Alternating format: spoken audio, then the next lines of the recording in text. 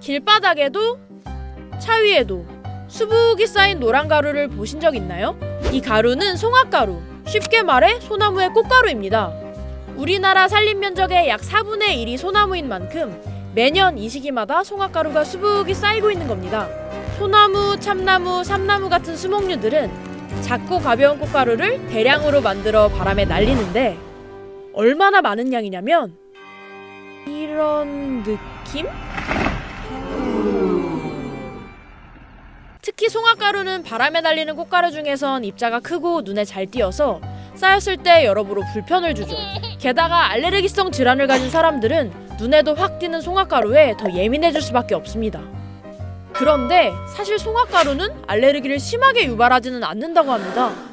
소나무 꽃가루로 인해서 알레르기 일으키는 확률은 적고요. 일어난다 해도 증상이 미약하게 나타나는 경우가 많죠. 대부분이 참나무과 식물이 많이 문제가 됩니다. 사실 알레르기를 일으키는 주된 범위는 참나무, 자작나무, 오리나무, 삼나무 등의 꽃가루입니다.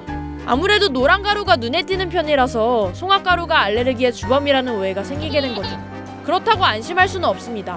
거리에 쌓인 노란 가루엔 송화가루뿐만 아니라 알레르기를 유발하는 다른 꽃가루도 함께 섞여 있을 가능성이 있거든요. 결국 이 노란 가루에 어떻게든 대처할 필요가 있는데 우선 오전 6시에서 10시 사이에는 창문을 열거나 환기를 하지 않는 게 좋습니다. 나무는 새벽 시간에 꽃가루를 방출하기 때문이죠.